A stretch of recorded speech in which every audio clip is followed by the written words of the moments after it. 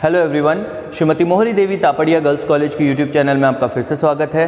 हम basic tools पढ़ रहे थे आरडीएनए टेक्नोलॉजी के और हमने एंजाइम्स के बारे में स्टडी करना स्टार्ट किया था और सबसे पहले वीडियो में हमने रेस्ट्रिक्शन एंडोन्यूक्लियेजेस के बारे में स्टडी की थी। तो हमने रेस्ट्रिक्शन एंडोन्यूक्लियेजेस के टाइप देखे कि किस तरह से एंडोन्यूक्लियेजेस के कौन से टाइप होते हैं और एंडोन्यूक्लियेजेस का क्या फंक्शन होता है, किस तरह से काम करते हैं, और कुछ एंडोन्यूक्लियेजेस होते हैं जो स्पेसिफिक होते हैं, कुछ नॉन स्पेसिफिक होते हैं। तो इन चीज़ों के बारे में हमने डिस्कस कर लिया था। अब हम देखते हैं यहाँ पे एक्सोन्यूक्लियेजेस के बारे में।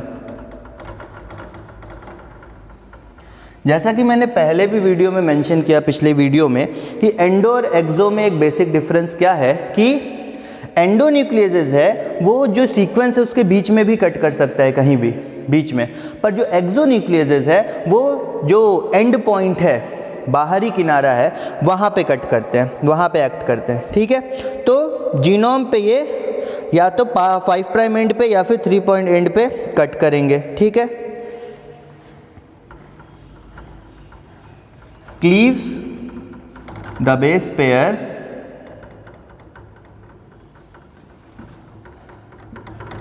एट 5 पॉइंट एंड और 3 पॉइंट एंड। ठीक है, 5 प्राइम एंड और 3 प्राइम एंड, या तो 5 प्राइम एंड पे नहीं तो 3 प्राइम एंड पे, मतलब किसी साइड पे ही करेंगे, बीच में नहीं करेंगे, साइड पे ही करेंगे। ठीक है, सिंगल या फिर डबल स्ट्रैंडेड डीएनए को ये क्लीव कर सकते हैं। Cleaves either single, not either, cleaves both single, cleaves both single and double stranded DNA. Single और डबल स्ट्रैंडेड डीएनए को भी ये क्लीव कर सकते हैं, कट कर सकते हैं न्यूक्लियोटाइड सीक्वेंस को। अब इनके एक्शन के आधार पे 2 कैटेगरीज में इनको बांटा गया है। ठीक है, और 2 कैटेगरीज कौन सी है? एक को हम बोलते हैं एक्सोन्यूक्लियेजेस 3 और एक को अपन बोलते हैं यहाँ पे लैम्डा एक्सोन्यूक्लियस। सिंपल सा है, लैम्डा एक्सोन्यूक्लियस और एक एक्सोन्यूक्लियस 3। बेसिक चीज़ ये है कि लैम्डा एक्सोन्यूक्लियस जो है वो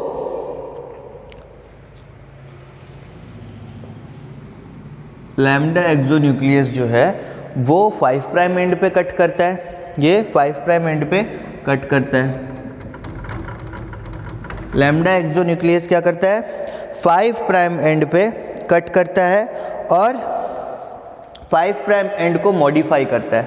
5 प्राइम एंड पे क्लीव लिखते हैं, कट से ज़्यादा बेटर है यहाँ पे, cleave and modified 5 prime and को। और जो आपका एक्सोन्यूक्लियस 3 है वो 3 प्राइम एंड को कट करता है और मॉडिफाई करता है, क्लीव एंड मॉडिफाई। और यहाँ पे अगर अपन बात करें तो ये 3 प्राइम एंड को क्लीव करेगा और मॉडिफाई करेगा, क्लीव एंड मॉडिफाई। तो ये बेसिक डिफरेंस पता चला लैम्डा एक्सोन्यूक्लियस और एक्सोन्यूक्लियस 3 के बीच में। एक 5 प्राइम एंड पे एक्ट करेगा और एक 3 प्राइम एंड पे एक्ट करेगा। एक्सोन्यूक्लियेजेस में बस इतना ही है, एक्सोन्यूक्लियेजेस में इससे ज़्यादा नहीं पढ़ना है आपके सिलेबस के अकॉर्डिंग। तो अब यहाँ पे अगर नेक्स्ट बात करें हम, तो हमने एंडोन्यूक्लियस और एक्सोन्यूक्लियस के बारे में सीरीज़ में रखा था डीएनए लाइगेज को। ठीक है, तो हमने 2 लगातार एंजाइम देख लिए जो कि कट करते हैं डीएनए सीक्वेंस को। पर आरडीएनए टेक्नोलॉजी सिर्फ कटिंग के पे तो आधारित है नहीं। आरडीएनए टेक्नोलॉजी में अगर आप डीएनए कट कर रहे हैं तो उसको कहीं और ले जाके बाइंड भी तो करना है, जोड़ना भी तो है। या फिर अगर एक फॉरेन डीएनए आप लेके आओगे तो उसको फॉरेन जीनोम में अगर इंट्रोड्यूस कराना है तो उसके लिए जोड़ने वाला भी तो कुछ चाहिए। तो जोड़ने के लिए हम यहाँ यूज़ करते हैं डीएनए लाइगेज को। जोड़ने के लिए हम यूज़ क्या करते हैं? डीएनए लाइगेज को यूज़ करते हैं, जो कि यहाँ पे जोड़ने का काम करता है। और अगर फॉरेन डीएनए आप ला रहे हो, फॉरेन डीएनए को आपको इंट्रोड्यूस कराना है एक पर्टिकुलर सेल में, पर्टिकुलर वेक्टर में, तो वहाँ पे डीएनए लाइगेज जो की ज़रूरत पड़ेगी उसको जोड़ने के लिए। ठीक, तो यहाँ पे हम बात करते हैं डीएनए लाइगेज की। डीएनए लाइगेज क्या कर रहा है? जोड़ रहा है, ठीक है। That joins the DNA strand together by forming a phosphodiester bond. क्या करता है? Joins the DNA sequence together, या डीएनए स्ट्रैंड टुगेदर। कैसे जोड़ता है? फॉस्फोडाइस्टर बॉन्ड बना के, ठीक है। बाय फॉर्मिंग, और ये जो पहले थे एक्सोन्यूक्लियस एंडोन्यूक्लियस, ये फॉस्फोडाइस्टर बॉन्ड तोड़ते थे, पर यहाँ पे ये क्या करते हैं? स्ट्रैंड टुगेदर बाय फॉर्मिंग, क्या बनाते हैं? फॉस्फोडाइस्टर बॉन्ड बनाते हैं, डाइस्टर बॉन्ड। वहाँ पे बॉन्ड टूट रहा था फॉस्फोडाइस्टर, यहाँ पे बॉन्ड बना रहे हैं, डीएनए लाइगेज जोड़ने का काम करते हैं, ठीक है। उसके बाद अगर अपन बात करें तो यहाँ पे डीएनए का जो ये डीएनए लाइगेज का मेन सोर्स है वो है T4 फाज। T4 फाज से हम डीएनए लाइगेज ऑब्टेन कर सकते हैं, और या फिर ई कोलाई से भी ये डिराइव होता है, ठीक है। Main source of DNA ligase is T4 फाज। T4 फाज से जो है हम डिराइव करते हैं, या फिर इसको ई कोलाई से भी डिराइव किया जा सकता है, also derive from E coli से भी डिराइव किया जा सकता है डीएनए लाइगेज को। उसके बाद अगर अपन बात करें तो यहाँ पे ये DNA replication, gene cloning, recombinant DNA, इन सब को बनाने के लिए यूज़ में लिया जाता है, ठीक। डीएनए लाइगेज जो है निकोटीनामाइड एडेनिन डाइन्यूक्लियोटाइड NAD को जो है यूज़ करता है as a cofactor. Use NAD as cofactor. NAD को, निकोटीनामाइड डाइन्यूक्लियोटाइड NAD को ये एज अ कोफैक्टर लेता है। उसके बाद लाइगेज जो है उसको हम क्लोन भी कर सकते हैं, ठीक है। लाइगेज जो है क्लोन भी कर सकते हैं, और इसको कमर्शियली अवेलेबल भी हम यूज़ करते हैं। क्लोन करके कमर्शियली अवेलेबल यूज़ करते हैं का मतलब होता है कि लाइगेज बने बनाए एक तरह से आते हैं, और वो जाके पर्टिकुलरली जगह पे हमने बस उसको ऐड कर दिया, और उसके बाद हम उसको यूज़ कर सकते हैं, ठीक है। तो sequence and made commercially available from thermophilic bacteria, और ये सब काम जो होता है वो थर्मोफिलिक बैक्टीरिया की मदद से होता है। थर्मोफिलिक बैक्टीरिया बेसिकली वैसे बैक्टीरिया होते हैं जो कि हाई टेम्परेचर पे सर्वाइव कर सकते हैं। तो ये था डीएनए लाइगेज। डीएनए लाइगेज का बेसिक फंक्शन क्या है कि हम जब रेस्ट्रिक्शन एंजाइम की मदद से, बेसिकली रेस्ट्रिक्शन एंजाइम की हम मदद लेते हैं और कहीं भी पर्टिकुलर सीक्वेंस को हम क्लीव कर देते हैं, कट कर देते हैं, तो उस पर्टिकुलर जगह पे वापस अगर हमें कोई सीक्वेंस जोड़ना है, या फिर उस पर्टिकुलर सीक्वेंस को जो हमने कट किया, या फिर मॉडिफिकेशन करनी है, वेक्टर में जाके उस डीएनए को लगाना है, तो उसके लिए हमें डीएनए लाइगेज की ज़रूरत पड़ती है। लाइगेज का काम होता है जोड़ना, फॉस्फोडाइस्टर बॉन्ड बनाना, और फॉस्फोडाइस्टर बॉन्ड बनाने के कारण जो हमारा डीएनए हम जोड़ना चाहते हैं, किसी पर्टिकुलर जीनोम में हम अपना एक छोटा डीएनए ऐड करना चाहते हैं, वो हम ऐड कर सकते हैं। रेप्लिकेशन में लाइगेज की मदद होती है, रेप्लिकेशन में बाइंड करने के लिए लाइगेज की ज़रूरत होती है। थर्ड आता है आपका अल्कलाइन फॉस्फेटेज। डीएनए लाइगेज के बाद आता है अल्कलाइन फॉस्फेटेज। इसके बारे में थोड़ा देखते हैं।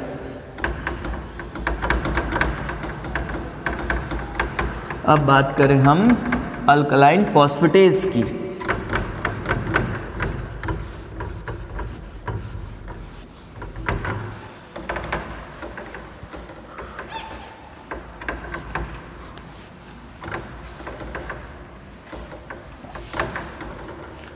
Alkaline phosphatase,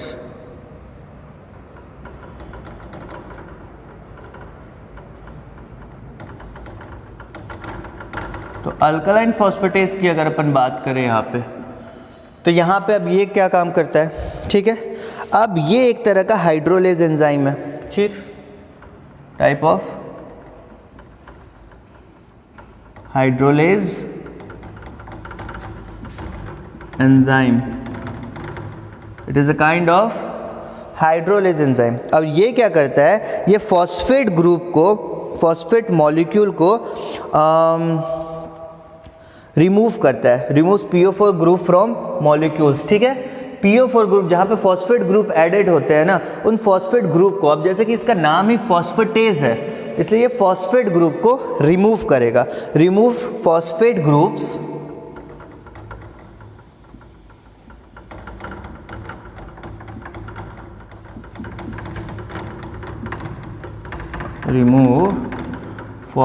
groups from particular molecule और पर्टिकुलर न्यूक्लियोटाइड्स, ठीक है।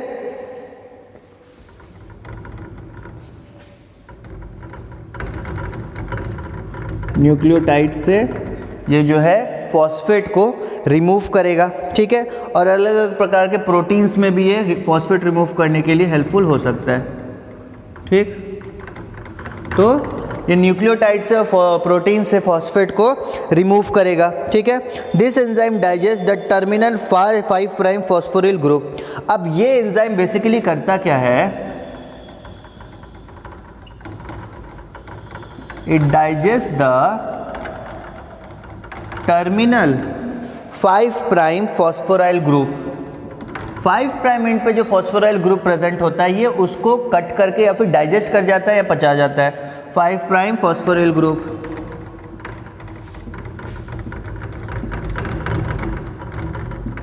फाइव प्राइम एंड पे जो फॉस्फोराइल ग्रुप प्रेजेंट होगा, ये उसको डाइजेस्ट कर जाएगा, ठीक है। और इस प्रोसेस को हम अपन बोलते हैं डीफॉस्फोराइलेशन। इस प्रोसेस को हम क्या बोलते हैं, डीफॉस्फोराइलेशन।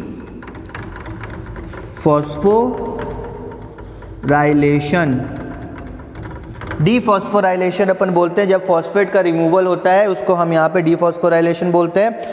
और कभी कभार इस प्रोसेस को अपन बेसिक फॉस्फेटेज भी बोल सकते हैं, और ये जो है अल्कलाइन एनवायरनमेंट में मोस्टली इफेक्टिव होता है, ठीक। इसको अपन यहाँ पे देखें तो यहाँ पे इसको ये लिख दो कि मोस्टली इफेक्टिव मतलब ज़्यादा क्या कहते हैं, असरदार इन अल्कलाइन एनवायरनमेंट में रहता है, इन अल्कलाइन एनवायरनमेंट, ठीक है। अल्कलाइन एनवायरनमेंट में ज़्यादा इफेक्टिव रहता है, ठीक। तो ये सारी चीज़ें थी मॉलिक्यूलर बायोलॉजी में। अल्कलाइन फॉस्फेटेज के बारे में हमने देख लिया, रेस्ट्रिक्शन एंडोन्यूक्लियेसेस में एक्सोन्यूक्लियेसेस देख लिया, और डीएनए लाइगेज के बारे में हमने स्टडी कर ली। अल्कलाइन फॉस्फेटेज में क्या देखा कि ये जो फॉस्फेट ग्रुप्स होते हैं उस पे एक्ट करता है, और फॉस्फेट ग्रुप को बेसिकली ये क्या करता है, रिमूव करता है न्यूक्लियोटाइड से, प्रोटीन से, और भी डिफरेंट टाइप के मॉलिक्यूल से।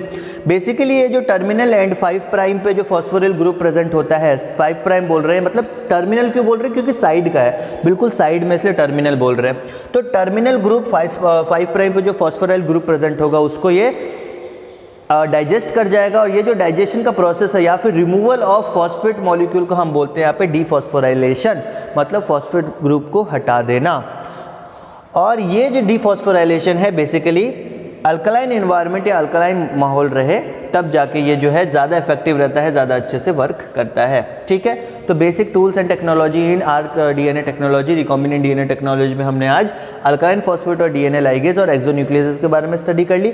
नेक्स्ट वीडियो में हम आगे थोड़ा रिवर्स ट्रांसक्रिप्टेज, डीएनए पॉलीमरेज और टर्मिनल ट्रांसफरेज के बारे में देखेंगे। देन कुछ और छोटे टॉपिक्स बच जाएंगे, उसके बाद ये चैप्टर हमारा पूरी तरह से जेनेटिक इंजीनियरिंग और आरडीएनए टेक्नोलॉजी खत्म हो जाएगा। हमने अप्रोक्स इसके सारे जो टॉपिक्स थे वो डिस्कस कर लिए। पिछले कई वीडियो में हम 3-4 अलग अलग चैप्टर्स में मिला के हम आरडीएनए टेक्नोलॉजी और जेनेटिक इंजीनियरिंग भी पढ़ रहे हैं। तो ये प्रोसेस आपका और ये चैप्टर पूरी तरह से जो टॉपिक है आरडीएनए टेक्नोलॉजी और जेनेटिक इंजीनियरिंग का वो ओवर हो जाएगा जैसे ही हम इस टॉपिक को कवर कर लेंगे, ठीक। तो आज का वीडियो हम इतना रहने देते हैं। अगले वीडियो में हम DNA polymerase, reverse transcriptase, terminal transferase इनके बारे में पढ़ेंगे। अगर ये वीडियो पसंद आई हो इसको लाइक कीजिए, शेयर कीजिए, चैनल को सब्सक्राइब कीजिए। मिलते हैं नेक्स्ट वीडियो में नए टॉपिक के साथ। Thank you very much.